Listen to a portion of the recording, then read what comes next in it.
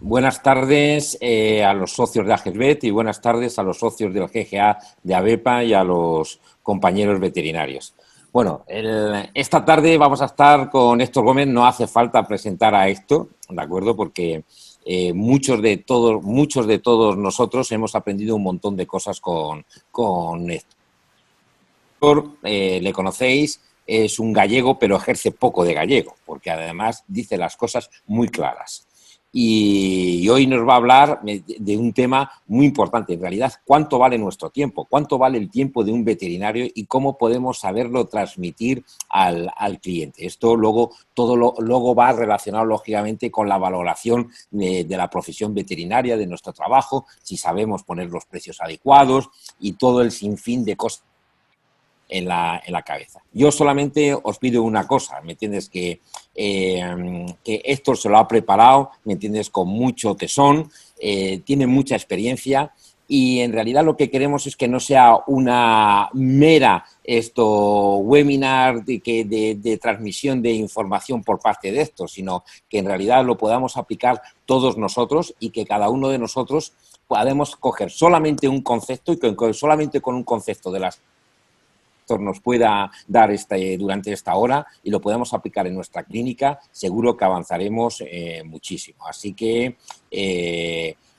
por parte de AGESBET y por parte de ABEPA, Héctor, ¿de acuerdo? Pues los micrófonos son tuyos, el mando es tuyo y a ver, dinos cuánto en realidad vale nuestro tiempo. ¿Estáis viendo la presentación? Sí, estamos viendo, Héctor. Bueno, con lo por encima que me puso Augusto, vamos a ver si somos capaces de dar batalla, porque después de tal presentación no sé yo si llegaremos al nivel. La idea de esta presentación surgió porque creo que uno de los problemas de la profesión es que realmente no cobramos lo que tenemos que cobrar y eso pues conlleva muchos otros problemas detrás, como que no somos capaces de distribuir el equipo, hacemos más horas de las que debemos, volcamos todo nuestro esfuerzo en nuestro trabajo y eso trae consecuencias a nivel psicológico. Entonces creo que el hacer una reflexión sobre cuánto debemos cobrar por el trabajo que realizamos creo que es importante y creo que no es la única solución que tenemos que dar al sector, pero sí pienso que sería un punto importante en el conjunto de cosas que tenemos que cambiar para poder levantar esta profesión con la que habitualmente disfrutamos en el día a día. Me gustaría empezar con dos estudios que se hicieron. Uno es del año 2018, salió publicado en la en la Voz de Galicia, y lo que hicieron fue hacer un estudio sobre la perspectiva que los recién licenciados o graduados tenían de ranking salarial después de 3 años de terminada la carrera. En una profesión como la nuestra, que es de las pocas que queda con 5 años, pues pensaríamos que estaríamos entre los primeros, sería lo lógico. La triste realidad es que estamos en el puesto 142, o sea, las expectativas que un veterinario tiene cuando termina la carrera con respecto a otras carreras, pues tenemos por encima a lingüística, tenemos por encima a filología hebrea, o sea, alguien que se gradúe en filología hebrea tiene más posibilidades de cobrar más que un veterinario y posiblemente la calidad de vida que tenga sea mejor. O sea, estamos justo por encima de filología clásica y filología gallega. Creo que es para pensárselo, creo que es para pensarse si realmente después de 5 años de carrera de tener que seguirse formando toda la vida para poder estar al día, realmente la retribución que puede esperar un recién licenciado son por los 16.000 euros que aparecen ahí al cabo de 3 años de desarrollo de su profesión.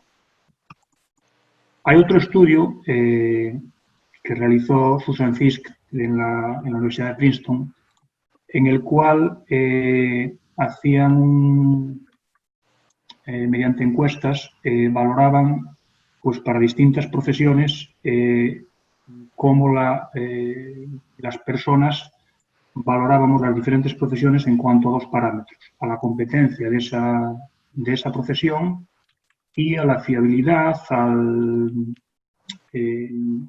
a cómo nos podíamos, digamos, ser de confiables esa profesión.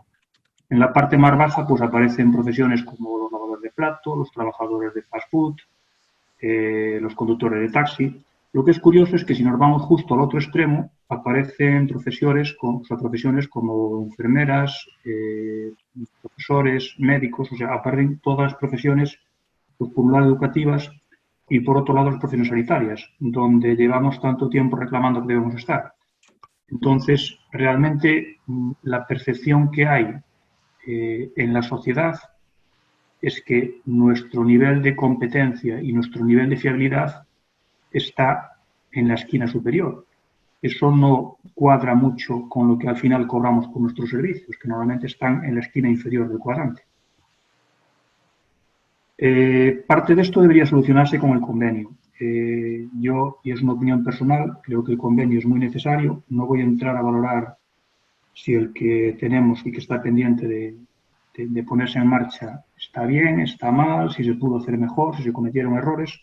Lo que sí tengo claro es que tenemos que tener un marco laboral en el cual todas las partes implicadas lleguemos a acuerdos en los cuales salgamos ganando todos. O sea, el convenio no tiene por qué ser algo en lo cual una parte sale perjudicada y la otra beneficiada.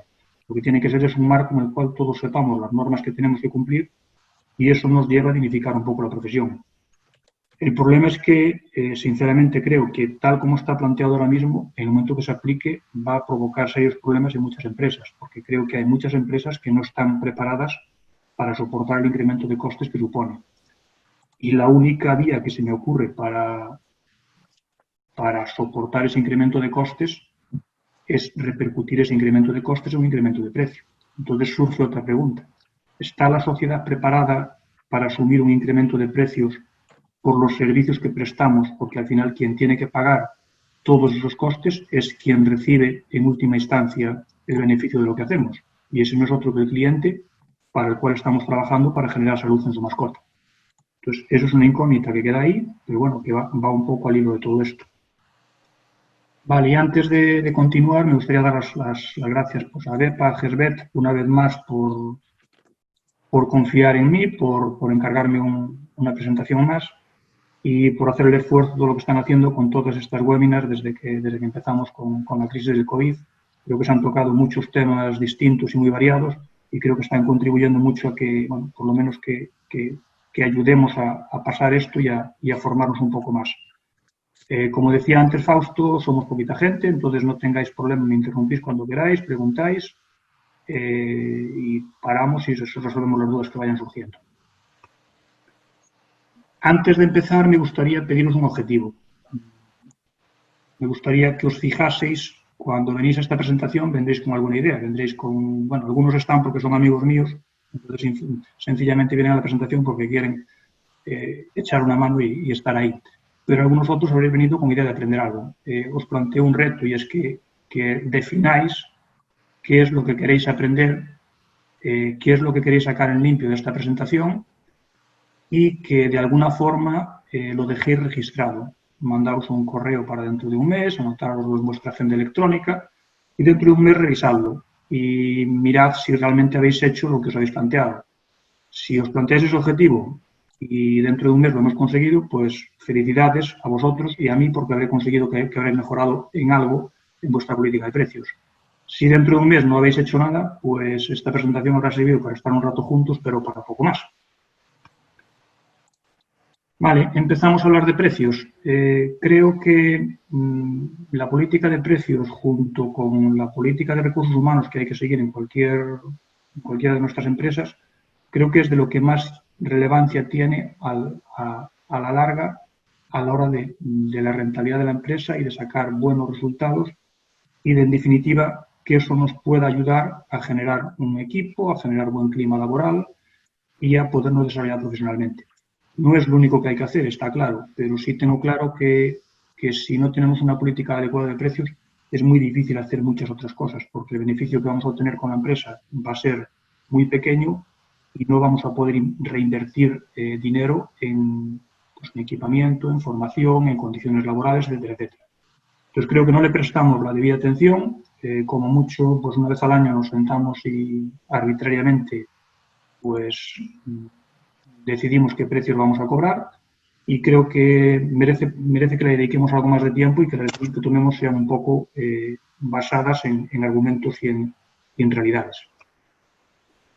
Desgraciadamente, pues la mayor parte de los centros que se abren o donde se deciden precios, pues la política que se sigue para establecer los precios a los cuales se va a cobrar, pues es, el método más corriente al menos, es directamente ver qué precios tiene la competencia y voy a poner los precios un poco por debajo de la competencia para quitarle clientes. Vale, creo que es uno de los errores más graves que llevamos arrastrado en la profesión y que nos ha situado donde estamos. O sea, competimos por precio, competimos basándonos en que el cliente nos va a ser fiel desde que lo establezcamos y el cliente que ganamos por precio va a durar lo mismo que dura un caramelo en la puerta del colegio, va a durar lo mismo hasta que el de al lado vuelva a bajar el precio. Lo que estamos consiguiendo es que el cliente acceda a servicios cada vez a precios inferiores. Vale, ¿cómo creo que deberíamos fijar precios? Pues hay tres premisas que creo que son importantes a la hora de hacerlo. Una es que tienen que ser acordes a nuestro nivel, a nuestro grado de formación, a nuestro grado de inversión tecnológica, a nuestro grado de equipamiento, a nuestras capacidades. Todo eso tiene que ser acorde. No podemos pretender cobrar unos precios en el rango alto si no técnicamente no estamos preparados, pero desgraciadamente creo que lo que se da es justamente lo contrario. Estamos mucho más preparados de lo que al final cobramos por nuestro trabajo. La segunda es que si vamos a hacer un incremento de precios, vamos a tener que acompañarlo de un incremento de valor. El cliente está acostumbrado a unos precios. Si le vamos a pedir más, necesariamente tenemos que darle también más para que esté dispuesto a dar ese sobreprecio.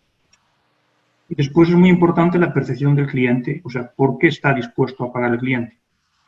Y si decía antes Fausto que si os podíais quedar con alguna de las ideas, creo que esta es una de las ideas principales de la presentación. Al cliente le importan 4 cosas cuando accede o no accede a realizar un procedimiento de su mascota, cuando accede o no accede a un presupuesto. 2 de esas características a las que va a en su mente encenderse antes de acceder o no acceder tienen que ver con su mascota, pero las otras 2 tienen que ver con él. Entonces, para él es importante el precio, por supuesto, o sea, el precio no hay que decir que no es importante, pero también es importante qué particularidades tiene ese tratamiento. Si, por ejemplo, a una señora mayor con artrosis en las manos le decimos que tiene que darle un tratamiento oral a su cachorro, un pastor alemán de 3 meses, inmanejable 4 veces al día durante un mes, pues no sé si por precio va a aceptar o no va a aceptar el presupuesto, pero posiblemente no acepte el tratamiento porque va a ser incapaz de dárselo. Los otros 2 son qué va a pasar con mi mascota durante el procedimiento. ¿Le va a doler? ¿Va a quedar inhabilitada? ¿Qué va a pasar después? ¿Va a volver a ser la misma que era antes? Muchas veces obviamos todas estas cosas y basamos el que nos acepten o no acepten un presupuesto, simplemente pensamos que es por el precio. Y el precio es el menos importante de todos. Y la última P, que también tiene que ver con la mascota, sería el pronóstico. ¿Qué va a pasar después de todo esto?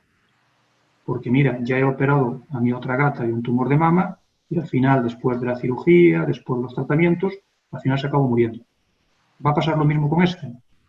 Entonces, de la conjunción de estas 4 características va el cliente a decidir qué va a hacer y qué no va a hacer. Y yo, sinceramente, creo que el precio es la menos importante de las 4 si realmente le prestamos atención a las otras 3 y nos preocupamos por explicar las otras 3 y encontrar soluciones donde el cliente pueda haber problemas. ¿En qué nos basamos entonces para fijar precios? Pues bueno, primero está claro que tenemos que saber cuánto nos cuesta dar ese servicio. Si no sabemos cuánto nos cuesta dar el servicio, malamente vamos a poder fijar un precio. El segundo es nuestro posicionamiento estratégico, o sea, dónde estamos, qué lugar ocupamos dentro de la profesión, a qué nos dedicamos, cómo son nuestras instalaciones, cuánto nos hemos formado. Todo eso nos va a posicionar en una banda que va a condicionar el precio.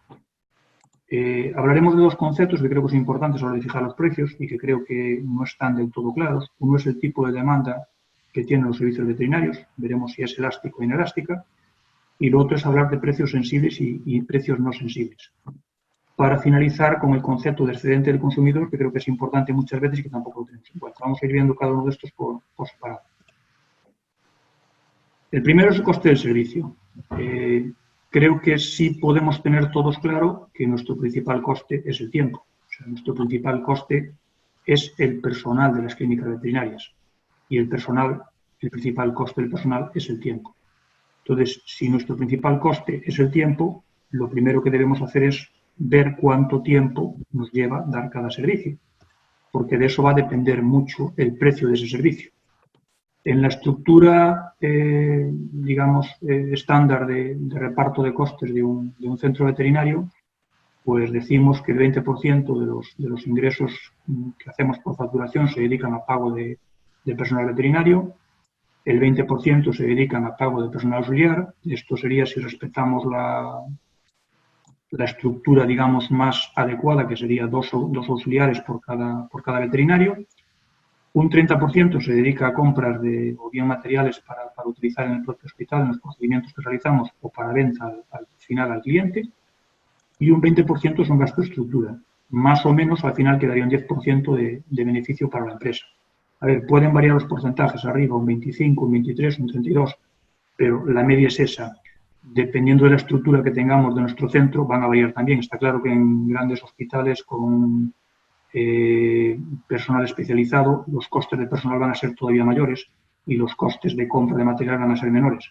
Pero al final, lo que quiero dejar claro en esta diapositiva es que más de un 60% de nuestros costes son costes fijos, con lo cual da igual que atendamos a 3 clientes que a 35. Partimos de un coste fijo muy importante. Y eso fue un gran problema, por ejemplo, durante el primer mes de la crisis del coronavirus, porque los centros seguían teniendo los mismos costes y los clientes que entraban por la puerta habían bajado radicalmente. Con lo cual entramos la mayor parte pues, en gastos, o hubo gente que tuvo que hacer ERTES para reducir esos gastos de personal. Entonces, a la hora de fijar nuestros precios es muy importante que sepamos cuánto tiempo nos lleva a realizar ese servicio y cuánto nos cuesta ese tiempo, bien sea de personal veterinario o de personal auxiliar. Eso nos lleva a establecer unos rangos salariales también. Se dice también, históricamente, que un veterinario debería de facturar 5 veces lo que cobra. Eso sale del 20% de que los costes de salariales de veterinario son el 20% de la facturación. Eso nos puede dar una idea también si hacemos números rápidamente y vemos nuestro personal si realmente está facturando 5 veces lo que cobra. La mayor parte de las veces con los precios que tenemos no llegamos a esas cifras. ¿Cómo calculamos el precio? Vale, pues el coste del servicio, tenemos que tener en cuenta el coste de tiempo del personal. Hay que añadir el coste proporcional de gastos generales porque hay una luz que pagar, hay un alquiler del local o una hipoteca, o si el local es nuestro, tenemos un coste de oportunidad que tenemos que tener en cuenta porque ese local podríamos tener alquilado a un tercero. Entonces, esos costes proporcionales hay que tenerlos en cuenta. La mejor forma es sumarlos todos, sumar todos los costes que tenemos de gastos generales y dividirlo por el número de horas totales del equipo trabajadas.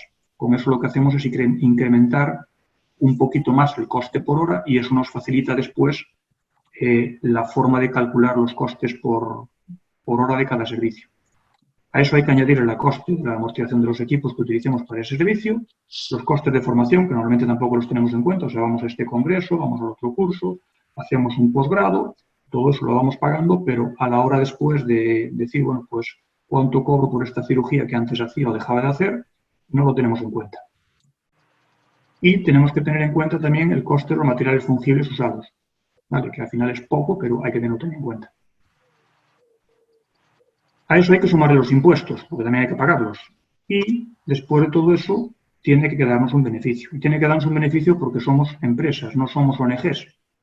Y además hay que tener en cuenta que parte de ese beneficio vamos a tener que reinvertirlo. Vamos a tener que reinvertirlo en formación, en equipos nuevos, con lo cual, para que la rueda se mueva, tenemos que tener en cuenta todos estos parámetros a la hora de establecer el precio de un servicio. El segundo punto importante que lo que comentamos es el posicionamiento estratégico. No es lo mismo un gran hospital que una clínica más pequeñita que trabaje con medicina preventiva, con clientes de su zona de barrio. Los precios no pueden ser los mismos porque el nivel de formación no es el mismo, el nivel de equipamiento no es el mismo y lo que se van a gastar en marca y en posicionamiento tampoco es lo mismo. Hay un estudio que se hizo hace ya muchos años en el cual se clasificaban en cuartiles las clínicas en función de una serie de precios. Me da igual, o sea, no quiero que os fijes en los precios, quiero simplemente que veáis la referencia de cómo se hizo el estudio, y si tomamos uno de ellos, que era la visita médica, pues veíamos que el 25% de los centros en aquel momento estaban por debajo de 23 euros, el 50% por debajo de 25 y el 75% por debajo de 30.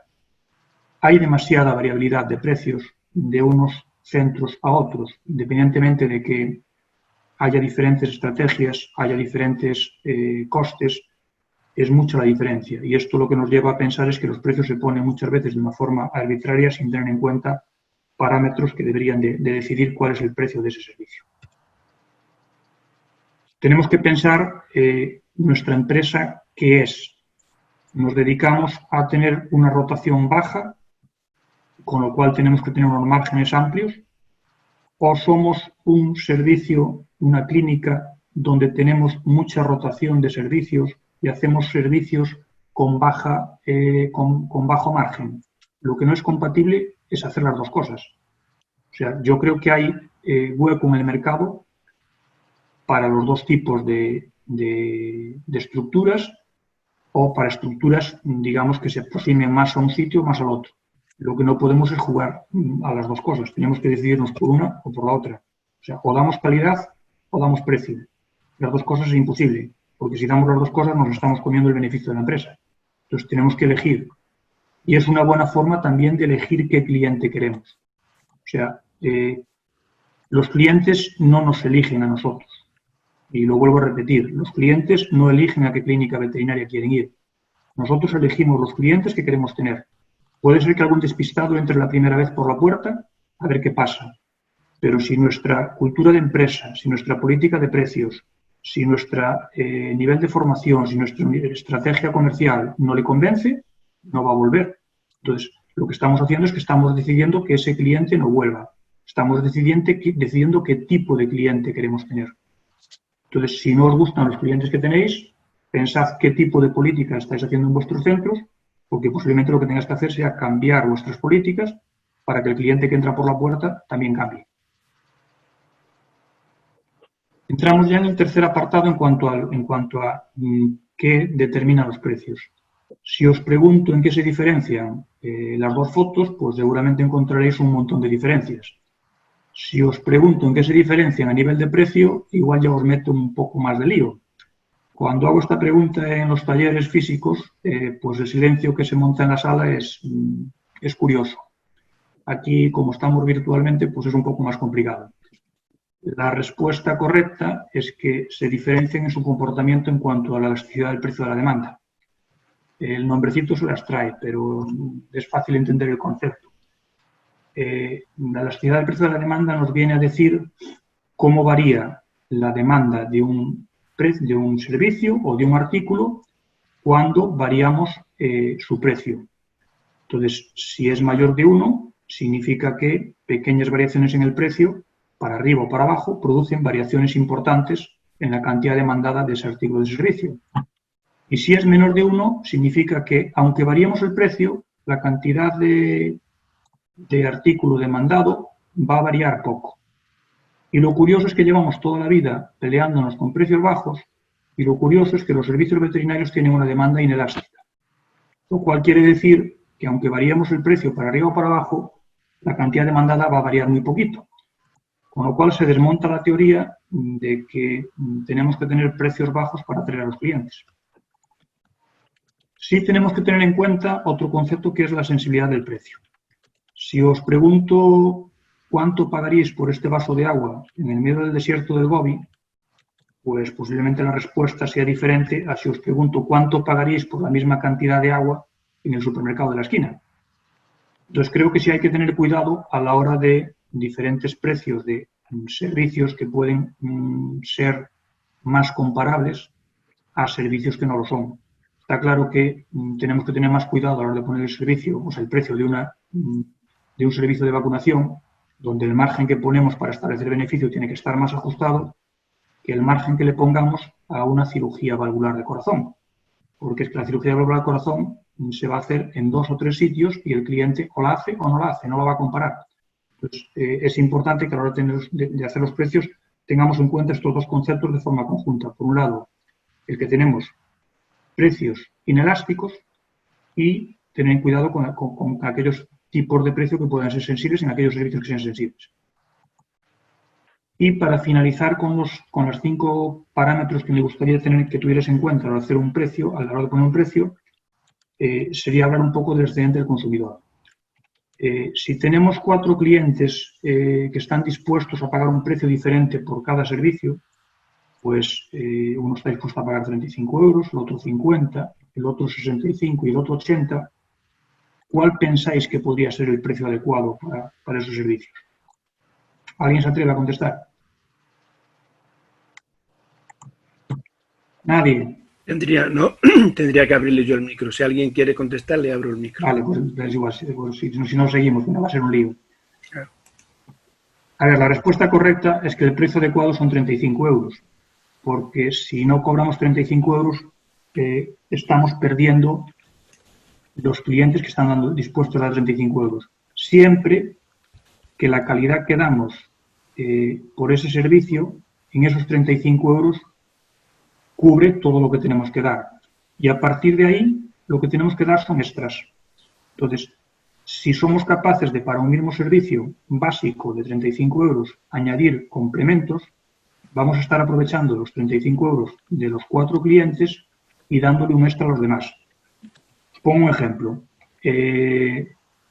Podemos hacer una mastectomía regional o completa en una hembra y podemos mandarla a casa por la noche con analgesia ambulatoria y que más o menos las cosas clínicamente funcionen bien, pero tenemos otras opciones y es que ese animal se pueda quedar internado esa noche con una infusión de analgesia, la mascota va a estar mucho más controlada, la analgesia la vamos a controlar mucho mejor, los propietarios se van a ahorrar el disgusto de ver a su mascota pasar una mala noche en casa y posiblemente haya muchos que estén dispuestos a pagar ese extra por hacerlo.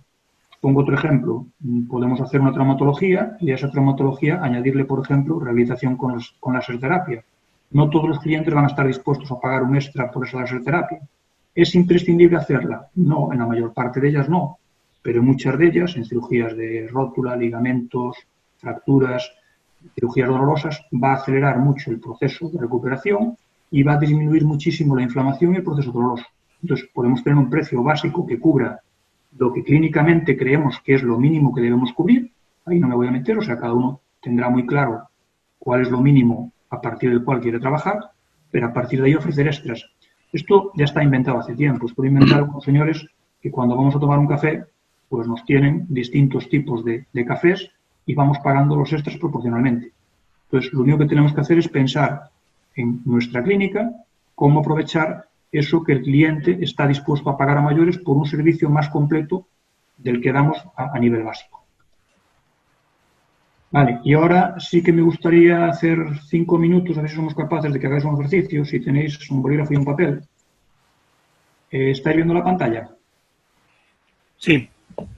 Vale, pues os doy 5 minutos, a ver si somos capaces de calcular un importe aproximado de una ecografía con esos datos de esta empresa. Yo lo cronometro y en 5 minutos, si tenéis el resultado y me lo pasáis por el chat, lo puedo ver por el chat. He dejado que se puedan abrir los micros. Micros, vale, pues perfecto. Vale, pues yo por mi teléfono tengo las 8:29, a las 8:34, a ver si tenéis el resultado.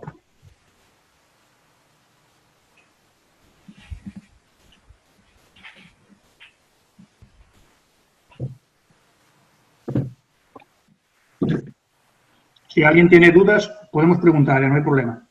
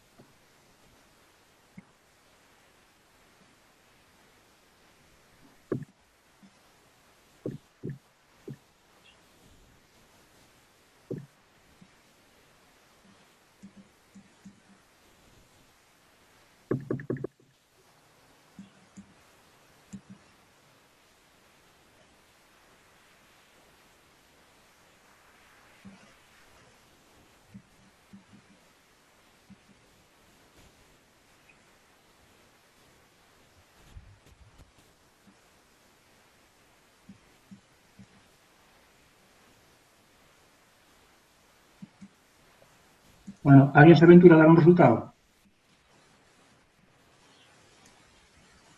¿Hay algún valiente?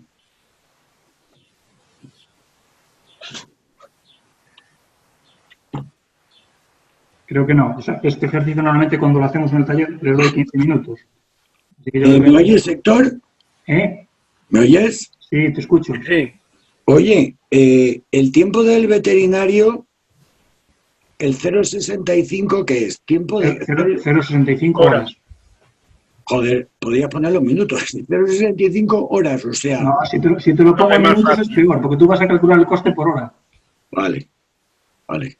Vale, a ver, tenía truco. O sea, la única historia es para que fueres conscientes de lo que hay que mirar. A ver, que vamos a ver, lo voy a dejar de compartir y os enseño.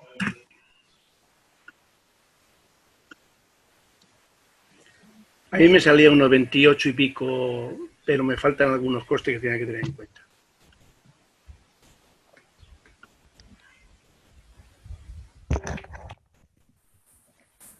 Vale. ¿Estáis viendo el Excel? Sí, ahí lo tenemos. Vale, ahí están los datos. El primer bloque lo que hacemos es calcular el coste de hora, teniendo en cuenta, pues, si tenemos un salario bruto de veterinario de 1.800 y un salario bruto de auxiliar de 1.200, Sí. a eso tenemos que añadir los costes de seguridad social, con lo cual al final tenemos un coste hora veterinario de casi 26 euros y un coste hora de auxiliar casi de 21 euros. Lo que os decía en el segundo bloque, si queréis, yo no tengo problema en compartir este Excel después, os lo envío y lo repartís en los asistentes, o sea, no hay problema. Y Vale. os puede servir de guía para, o sea, modificando los datos, os puede servir de guía para calcular los vuestros. Si tenemos unos gastos generales al mes de 35.000 euros y el número de horas totales trabajadas al mes de cada persona son 150 horas, teniendo en cuenta que parte, o sea, no llega a las 160 porque hay que darle días libres, y tenemos 28 personas en el equipo más 4 que no facturan, con lo cual tenemos que sumar también esas horas porque entran como gastos generales de los demás, tenemos que los costes generales nos van a incrementar en 9,72 euros cada hora de cada persona que trabaja. ¿Hasta aquí está entendido el concepto? Sí. Vale. Si el coste de amortización del equipo es muy facilito de calcular, pues es lo que cuesta el equipo dividido entre los años de amortización y el número de servicios que vamos a hacer al año. Vale, con lo cual nos queda un coste por servicio de 6 euros. Bien. Eso mismo lo hacemos con la formación, pues dividimos los 3.000 euros de formación entre el número de servicios de esos 5 años y nos da también un coste de 0,86. Y metemos 1 euro pues, de gastos de gel, de alcohol, de lo que sea, ¿vale? Es muy importante, entonces, el tiempo que empleamos. Estamos suponiendo que vamos a emplear 40 minutos de veterinario y 20 de auxiliar, con lo cual al final nos sale un coste del servicio de 31 euros, a lo cual tenemos que ponerle el beneficio que queremos obtener, sube a 35, y a lo cual tenemos que sumarle el IVA. Entonces, más o menos con estos datos, un precio de ecografía tendríamos que cobrarlo a 43 euros. Si lo cobramos por 43 euros, nos estamos cobrando menos de lo que nos cuesta. Con lo cual, ese menos de lo que nos cuesta tenemos que sacarlo de algún otro sitio, o del beneficio, o de que trabajamos más horas de las que teníamos que trabajar, o de alguna cosa rara que hagamos, ¿vale? No voy a decir cuáles pueden ser esas cosas raras. Si multiplicamos por 5 el coste del tiempo del veterinario, pues la cifra que nos sale aproximadamente es la misma, es 43,88. O sea, es un dato bastante, para un poco tener idea de por dónde podemos andar, es un dato que nos puede dar una pista. Esta os la mando después, no tengo problema, ¿vale? Dejo de compartir ahora. Para compartir pantalla. Volvimos a la presentación, ¿sí? Fausto, ¿estáis viendo la presentación? Sí, sí, se ve, se ve. Vale.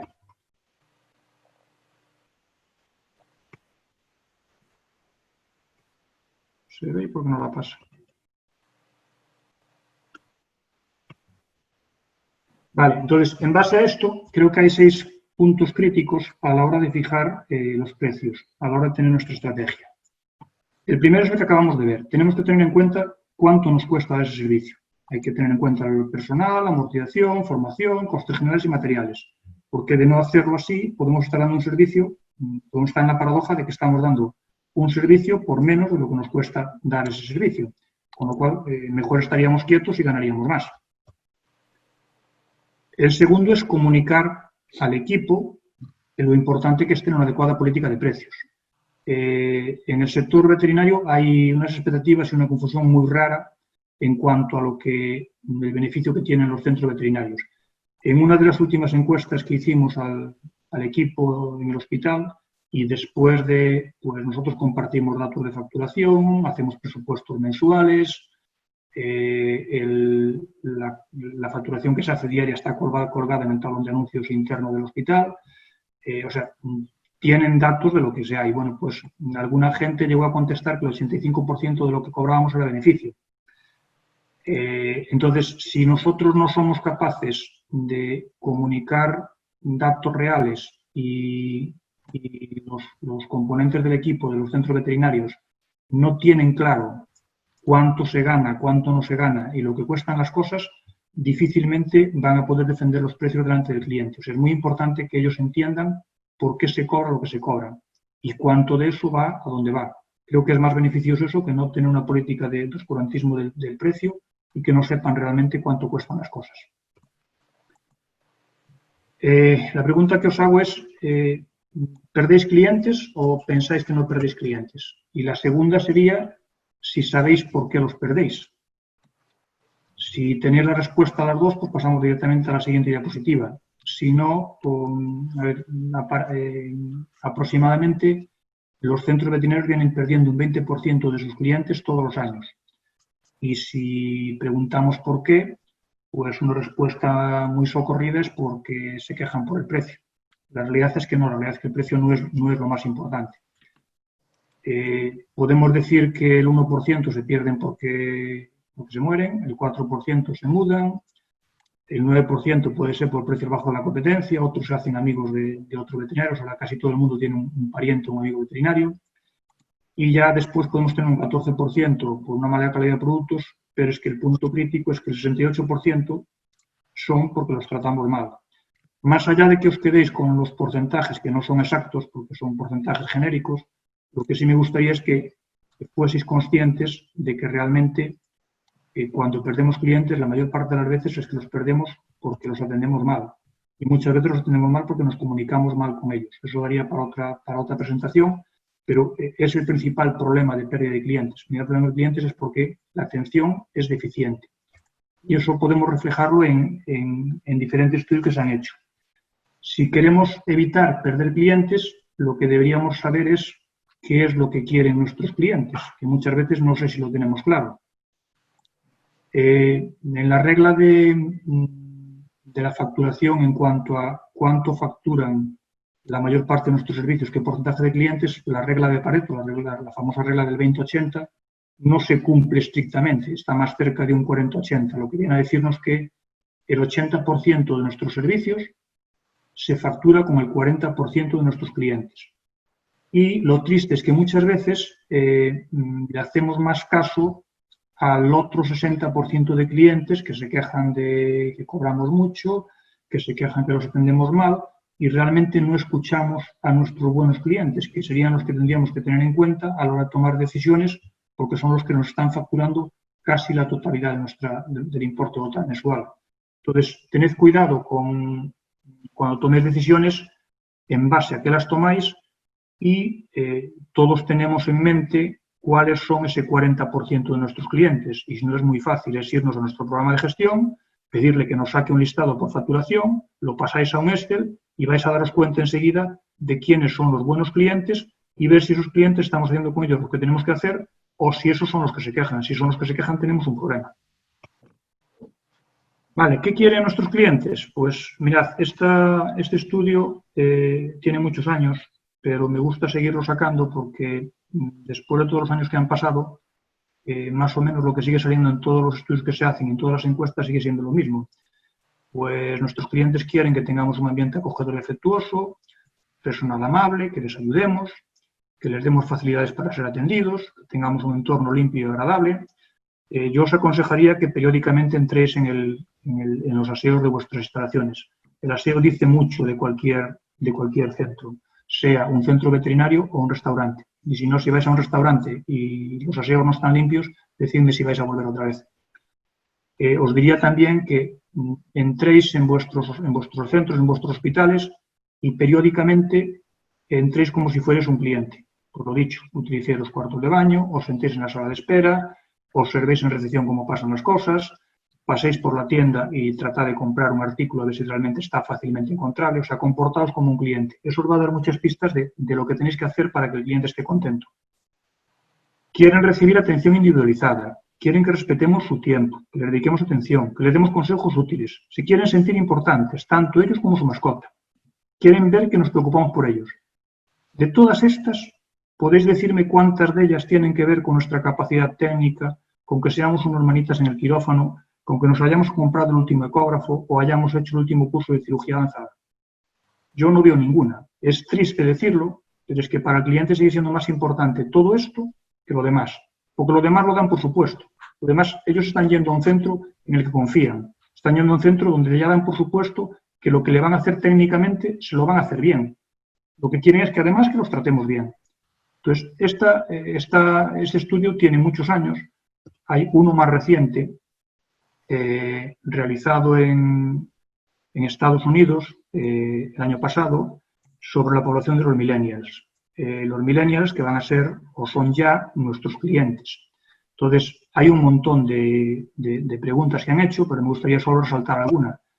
Hay alguna curiosa, como dice que el 44% de los encuestados cita al personal hostil, y leo textualmente, personal hostil, como la razón principal para cambiar de veterinario. Y el 57% considera al personal amable como el principal impulsor de la lealtad de la clínica. Estamos hablando del 50% citan eso como la causa principal para ir a un centro o ir a otro. Pero es que además el 81% dice que responden al teléfono si es su veterinario quien los llama, cuando recibimos llamadas todos los días de un montón de empresas que no respondemos. Me diréis, vale, pero esto es en Estados Unidos, allá el mundo es diferente. Bueno, vamos a ver qué pasa en España. Y en España, una empresa como Amazon, que algo de clientes debe entender, pues hizo el año pasado una encuesta, también basándose en las preferencias de compra del sector de pet food. Y vinieron a sacar que el 52% prefiere a su mascota antes que al ser humano. O sea, esto quiere decir que preferimos a nuestra mascota antes que a nuestra pareja, antes que a nuestra familia, antes que a nuestros amigos. El 49% han cambiado sus planes de vacaciones para adaptarlos a su mascota. 1 de cada 6 padece alergia a causa de su mascota, pero sigue teniendo a su mascota. Esta es muy fuerte, ¿eh? 1 de cada 5 gasta más en peluquería de su mascota que en sí mismo. El 26% le envían tarjetas de cumpleaños y el 33% le han hecho una sesión de fotos profesional. Pensad esto aplicable a los miembros de vuestra familia y decidme dónde está situada la mascota. Y el 86%, en una sociedad como la nuestra, que emocionalmente y sentimentalmente estamos donde estamos, piensan que le aportan equilibrio emocional. Esto es nuestro trabajo del día a día. Esto es nuestros clientes y esto es a lo que le dan importancia. Hay un estudio aún más reciente que ha realizado Affinity en 600 hogares donde viven mascotas y una de las preguntas que le hacían era cuántas veces habían cambiado de veterinario. Vale, la respuesta es que solo el 33% de los propietarios cambiaron de veterinario en alguna ocasión y casi la mitad de ellos ha sido debido a cambio de domicilio.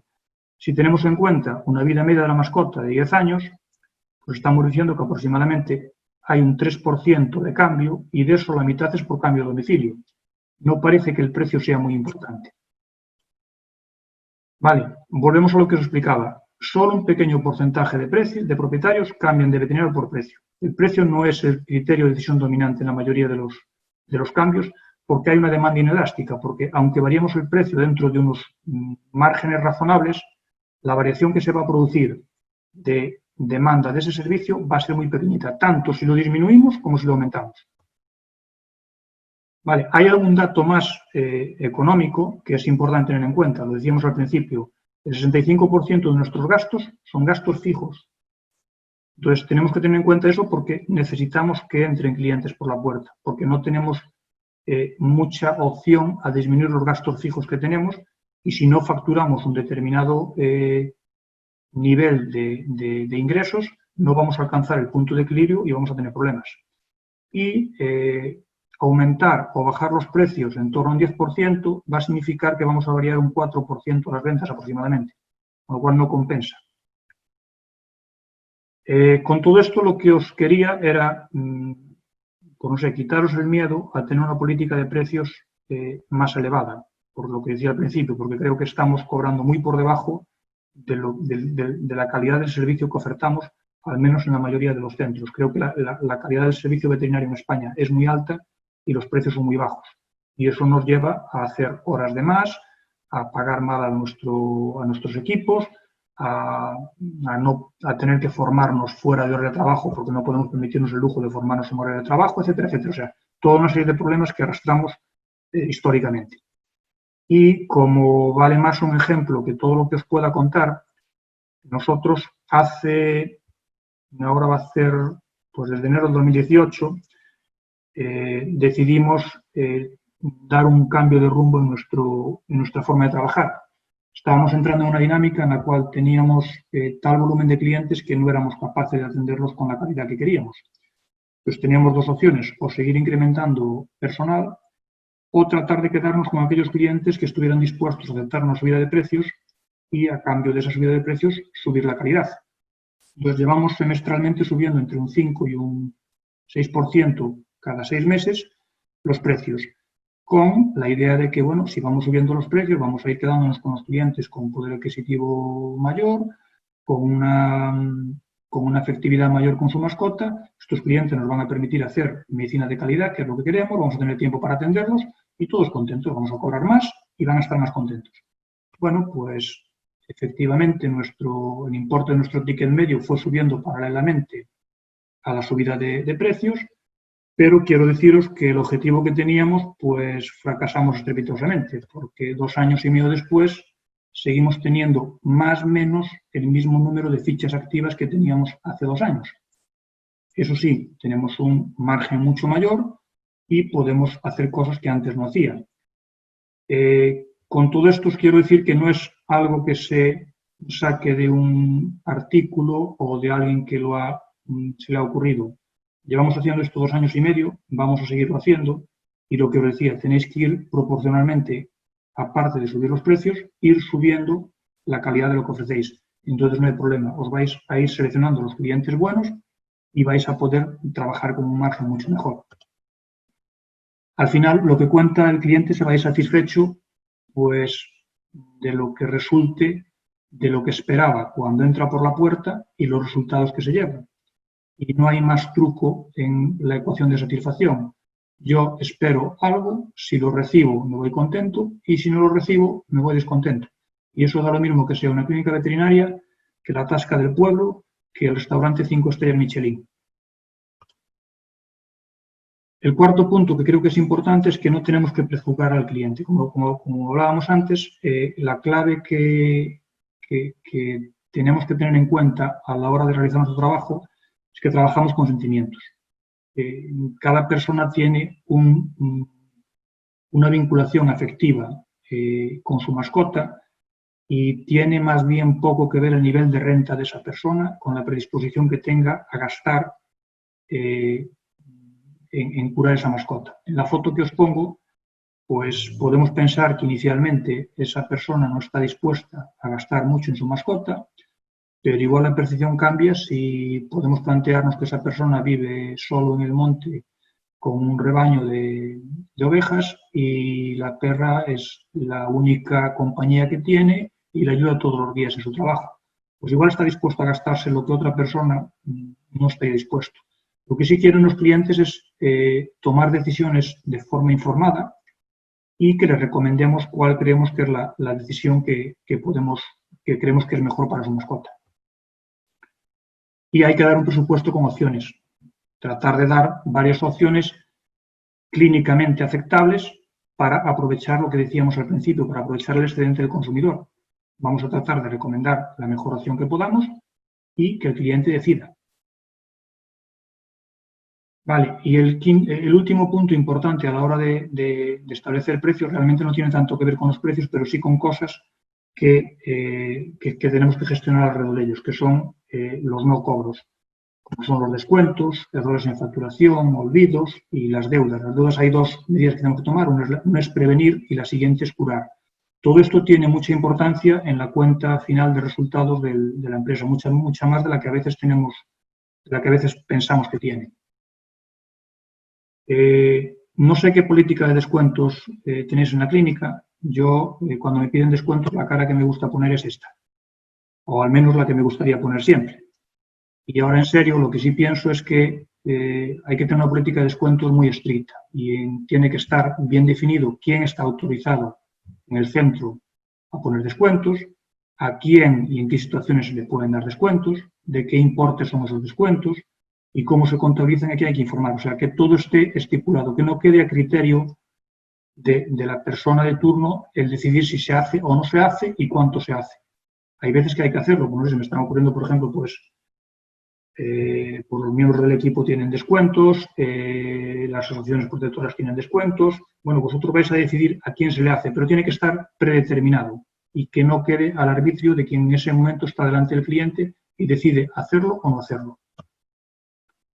Vale, otro tema son los impagados. Mira, nosotros financiamos muchísimas cirugías, muchísimas hospitalizaciones. Lo hicimos durante la crisis del 2012 muchísimo, lo volvimos a hacer ahora durante la crisis del COVID y lo que sí estamos es después muy encima de la gente, o sea, les hacemos firmar reconocimientos de deuda, tenemos una política estricta de seguimiento de esas deudas con llamadas telefónicas y plazos de vencimiento y si no se cumplen vamos aumentando el nivel de presión que ejercemos hasta llegar a, si hace falta, vamos a juicios rápidos. A marzo de 2020 la deuda que teníamos era 2.000 euros menos que en marzo de 2019. En marzo de 2020 se nos estropearon los números, porque con el COVID financiamos mucho más. Ahora estamos ya volviendo a números normales y aproximadamente la deuda que nos queda de cobrar de un año para el otro, o sea, a un año vista, no pasa más allá de un 0,3, 0,4% de la facturación. Esa deuda es asumible porque gracias a toda esa financiación que hacemos muchísimas cirugías, hacemos muchísimas intervenciones que de otra forma el cliente no podría asumir. Entonces, independientemente de que cada uno tiene que tener una política de financiación, sí o no, lo que hay es que tenerla y tener claro qué se le ofrece al cliente y qué no se le ofrece. Y después controlar la deuda. Hay deuda que es controlable y asumible, pero lo que no podemos es dejar que los niveles de deuda nos den problemas.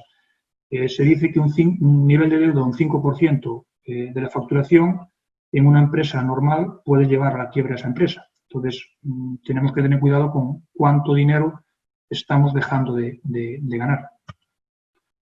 Uno de los agujeros más grandes que encontramos a la hora de gestionar los impagos que hacíamos eran las hospitalizaciones. Hasta hace unos 3-4 años, pues nuestro sistema de facturación de hospitalizaciones se iba anotando todo en la ficha de papel de hospital y el equipo que estaba de noche pasaba toda esa información a su historia médica y paralelamente facturaba todo lo que se había hecho. La última vez que lo controlamos, antes de utilizar este sistema nuevo que os estoy poniendo en pantalla, lo que habíamos dejado de facturar, bueno, después por la mañana la compañía de administración volvía a recoger las fichas de hospitalización y cotejaba lo que se había facturado realmente en el programa con lo que ponían las fichas. Lo que se había dejado de facturar la última vez que lo controlamos fueron 9.000 euros. 9.000 euros que estaban anotados en la ficha de papel y los compañeros no lo habían traspasado a su facturación informática.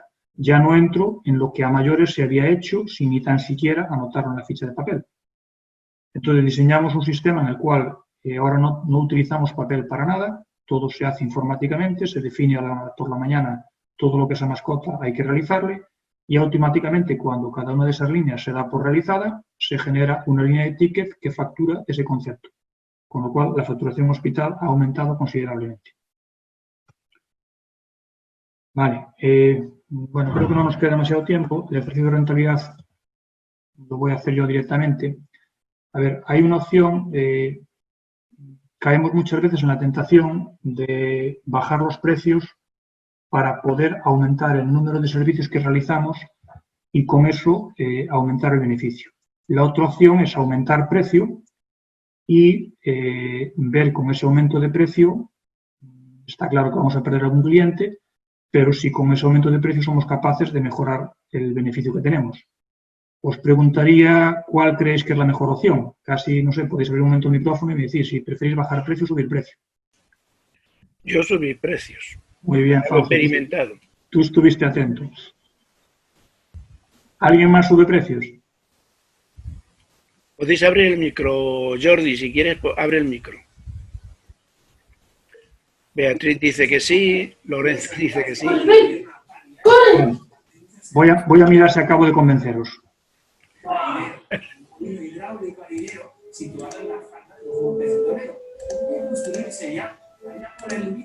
Ya.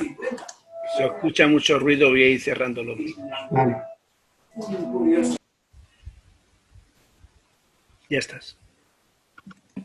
¿Estáis viendo el Excel? Sí, sí, ya se ve. Vale, a ver, son dos supuestos en los cuales tenemos un servicio que cuesta 100 euros, sobre el que tenemos un margen de 30 euros, y el número de servicios realizados al año es de 200, con lo cual facturamos al año 20.000 euros en ese servicio. Si hacemos un descuento de un 10%, estamos dejando de cobrar 2.000 euros, con lo cual, para facturar lo mismo que habíamos facturado con el precio original, tenemos que hacer 67 servicios más. Tenemos que aumentar un 33% el número de servicios. Si creéis que es factible aumentar un 33% el número de servicios, pues entonces me trago mis palabras, pero creo que es un poco complicado.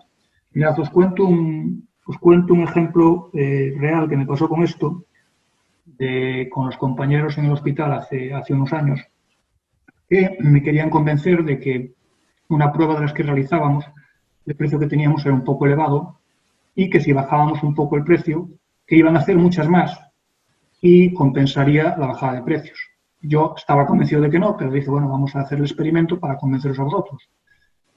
Un año después sacamos el listado de consumo de ese servicio y habíamos facturado exactamente el mismo número de servicios que el año anterior.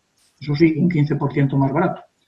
Entonces, no tiene mucho sentido el hacer descuentos con idea de conseguir más servicios. Otra cosa es que podamos hacer una agrupación de servicios, pues estoy pensando, pues no sé, limpiezas de boca, por ejemplo, durante un periodo en el cual consigamos, pues, con una sistemática de trabajo muy ajustada, reducir los tiempos en los cuales hacemos ese servicio y podamos reducir el coste paralelamente de ese servicio. Entonces, vale, si reducimos al mismo tiempo el coste que reducimos el precio, puede tener sentido. Pero si lo único que hacemos es bajar el precio para captar más clientes, eso no tiene mucho sentido. Si lo hacemos al revés, si aumentamos un 5% el precio, vamos a tener que hacer 33 servicios menos para ganar lo mismo. O sea, vamos a tener que disminuir los servicios casi un 17%. Es difícil que por subir un 5% los precios, bajemos un 17% nuestra facturación. Vale. Voy a dejar de compartir esta.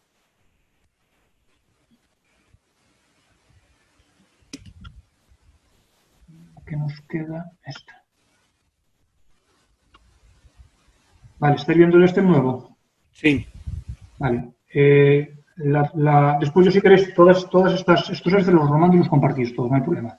Vale, Partimos de una empresa con 1 millón de euros de facturación, con un reparto teórico de un 70-30% de ingresos por servicios y por ventas, con un beneficio de un 8%, y donde los gastos fijos son un 65%, tenemos una deuda de un 2% y unos descuentos y no cobros de un 5%. Entonces, simplemente lo que voy a ir haciendo es, sobre esos costes que tenemos, ir jugando a reducirlos. Entonces, si reducimos los gastos fijos un 5%,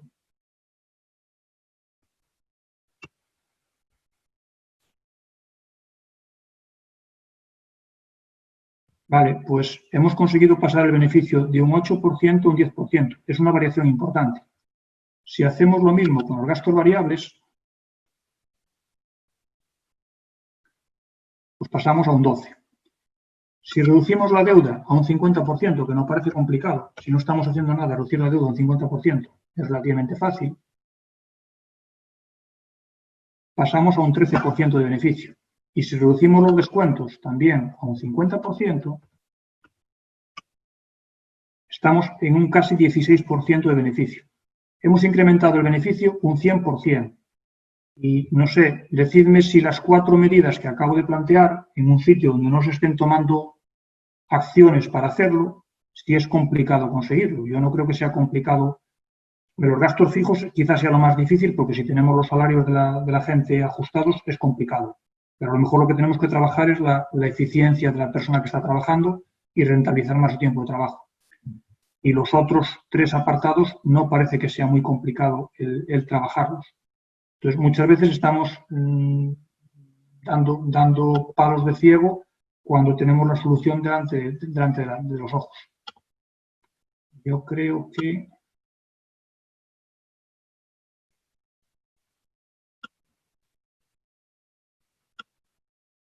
esto es lo que se fue aquí.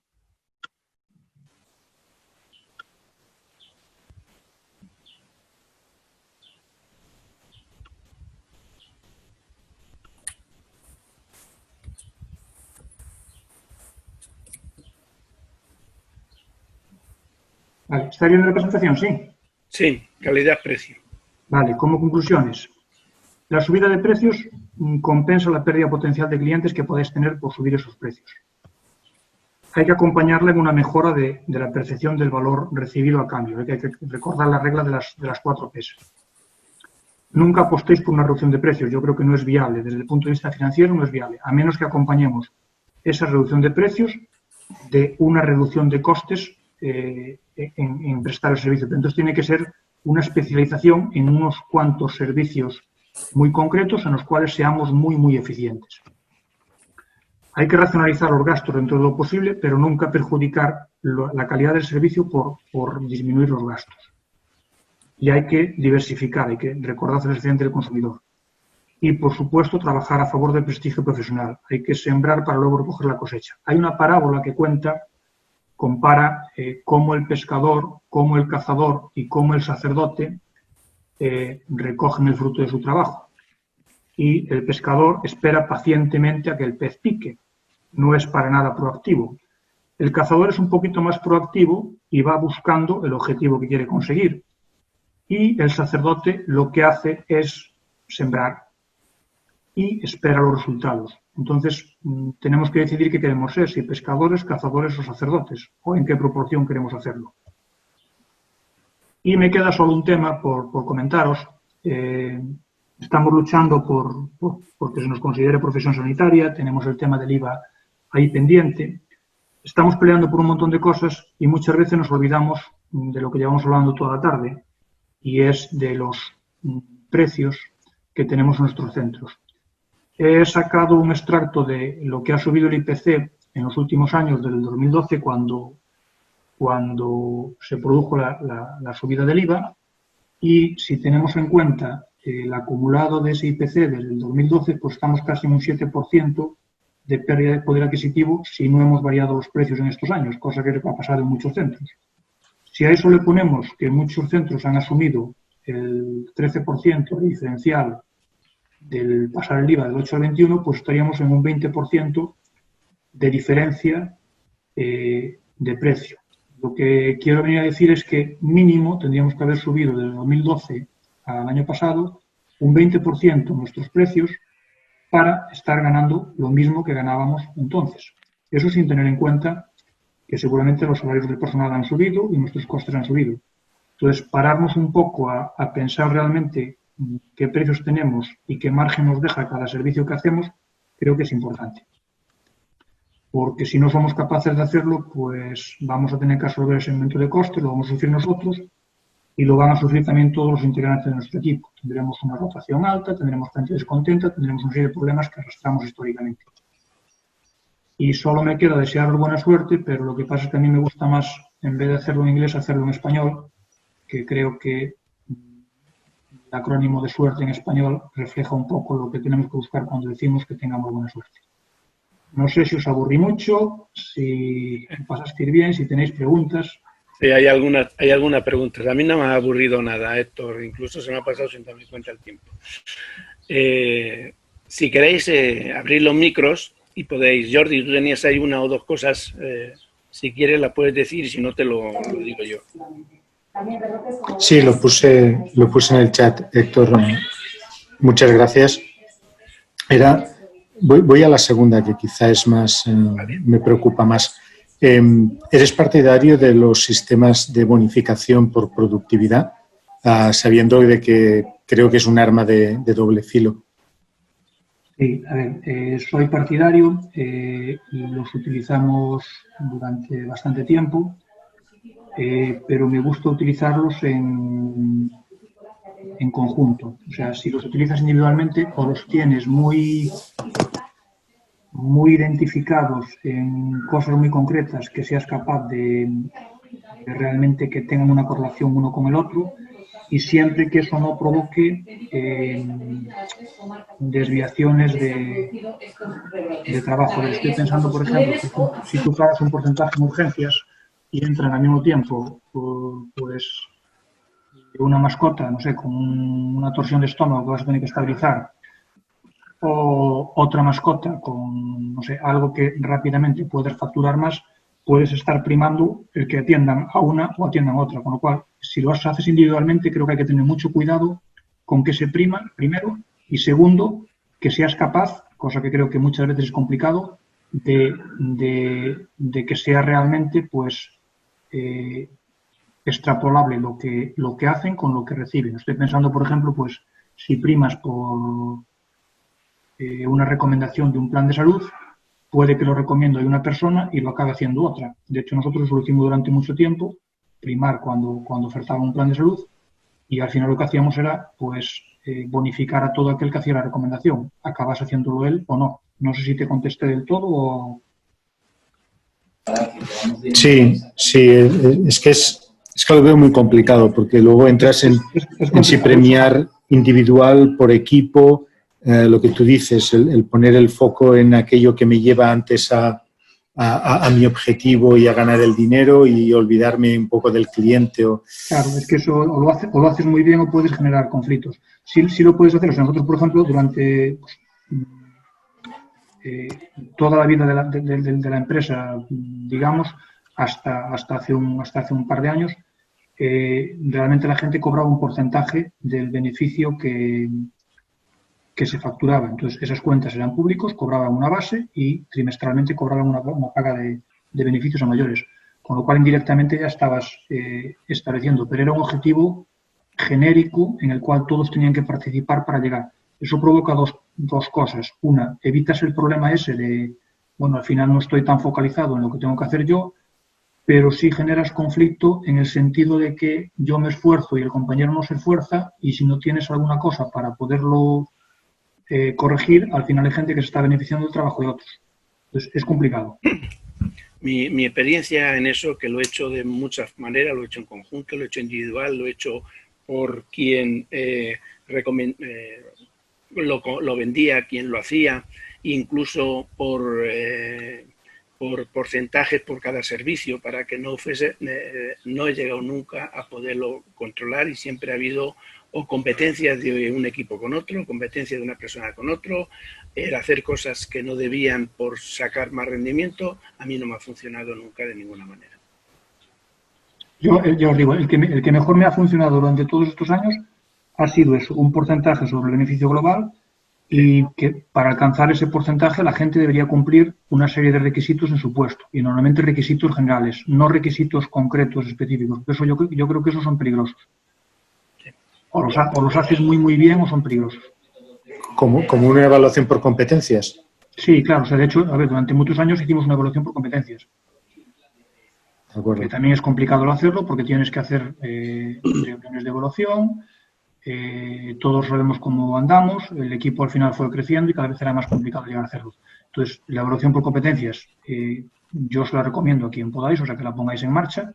De hecho, nosotros la idea es volver a retomarlo otra vez en el futuro y poder hacerlo por puestos, y en función de eso que tengas un porcentaje de su retribución que sea variable. Se habla de que entre un 15 y un 20% de la retribución podría llegar a ser variable. Depende del puesto. Cuanto más responsabilidad tenga el puesto, más variable, y cuanto menos, menos.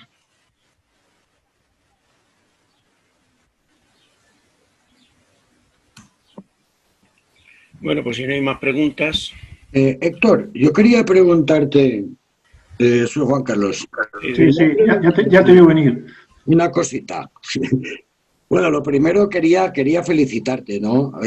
Una vez más, porque realmente habéis puesto en práctica lo que has contado, todo lo que has contado, que alguna de estas cosas pues llevamos años contándolo. Esto que has contado de lo que piden los clientes y que los servicios veterinarios tal, bueno, ya salía en el estudio este que hicimos. Sí, eso es de toda la vida, pero seguimos sin hacerle caso. Lo mismo, ¿no? Pero no hay manera. Y esto entronca con la pregunta relacionada con lo que has dicho de que la pérdida de clientes, no recuerdo el porcentaje, si 40, 60, era por trato hostil, ¿no? Bueno, pero eso es, sí, era por trato, o sea, eso es como sale de la encuesta esta americana, que el 47% creo que era, habían cambiado o sea, que decían que el personal hostil era la principal causa de rechazo de la clínica. Claro, entonces esto entró... Pero ese es del año pasado, ¿eh? Sí, no, por eso te digo, ¿no? Que, a ver, hostil lo podemos interpretar, igual es un poco exagerada la palabra, bueno, pero sí, a lo mejor la traducción no era hostil, pero bueno, sí, pero tradujeron como hostil. Es un trato malo, negativo, que no me ha gustado. Y claro, vosotros, ¿cómo manejáis este tema? Porque aquí yo creo que el problema que subyace es que la mayoría de los veterinarios lo que nos gusta y les gusta es tratar animales, no personas. Claro. Entonces, claro, luego resulta que te encuentras que tienes que tratar personas y hay muchos que no les gusta o que no tienen ese don o esa capacidad. Mira, eso lo hablábamos cuando hicimos la otra presentación de toda la historia del COVID, que con el COVID casi conseguimos la quimera de los veterinarios, que es que viniese el perro a la clínica con la tarjeta de crédito. Entonces, la pregunta es, ¿cómo habéis hecho en Abros para conseguir que esta no sea una fuente de pérdida? ¿Cómo seleccionáis el equipo? ¿Cómo lo tenéis motivado? ¿Cómo lo tenéis amable? Porque para mí esto es muy clave y es algo en lo que cuesta mucho cambiar los hábitos. A ver, primero vaya por delante que metemos la pata como todos. Entonces, a veces lo hacemos bien y a veces lo hacemos mal. Pero para nosotros es clave a la hora de seleccionar a la gente es seleccionar personas y seleccionar personas donde la capacidad de comunicación con el cliente, la capacidad de empatía con el cliente, digamos, de entender lo que el cliente quiere, sea importante. Eso por un lado. Y después creo que es muy importante recoger las quejas de los clientes y analizarlas. Y aún a día de hoy, la mayor parte de las quejas que tenemos suelen ser problemas de comunicación, suelen ser problemas de que se explicó mal un presupuesto, de que el pronóstico que se le dio no se llegó al cliente como había que llegar. O sea, la mayoría de las veces no son problemas técnicos. La mayor parte de las veces son problemas de que el cliente tenía unas expectativas que al final no se cumplieron. Y esas expectativas al final no se cumplieron porque somos culpables nosotros de inicialmente no haberlas explicado bien. Entonces yo creo que la clave está en que tenemos que ser conscientes de que lo importante para el cliente es el vínculo afectivo que tienen con su mascota y eso hay que tenerlo presente por delante de todo. O sea, pusimos en marcha, por ejemplo, ahora cuando fue del COVID, nosotros, o sea, la política en el hospital es que el cliente participe todo lo que podamos en lo que hacemos con las mascotas. Pues si vienen a visitarlas, se pasan al interior del hospital, están como en un hospital. Si estamos al mismo tiempo haciendo algo en prequirófano, pues el cliente pasa y ve lo que se está haciendo. O sea, el hospital, tú lo conoces, son cristal por todos los lados para que el cliente pueda ver en todo momento lo que estamos haciendo. O sea, cuanto más sean capaces de intervenir en eso, por un lado el cliente está más confiado y por otro lado nos obliga a nosotros a trabajar de la forma que queremos trabajar. Y después la segunda parte es el tener claro de inmiscuirlos en todo eso. Entonces te decía, por ejemplo, ahora cuando fue del COVID que tuvimos que restringir las visitas al hospital, bueno, utilizamos mucho WhatsApp, vídeos, imágenes. O sea, al final el cliente, las muestras de agradecimiento que tenemos cuando su mascota se va a casa no es porque hayamos salvado su mascota. Y tenemos tenido casos muy, muy complicados. Han sido los vídeos que le hemos enviado mientras su mascota estaba ingresada. Tuvimos una perra de una clienta que ingresó en el hospital por coronavirus y en el edificio donde vivía nadie quería hacerse cargo de la perra. La tuvimos hospitalizada. Esta mujer estuvo casi 2 meses ingresada por coronavirus y nos decía al final que lo que más le había ayudado a salir y a guardar las fuerzas era el vídeo diario que le llegaba de la perra. Entonces, es muy fuerte, ¿eh?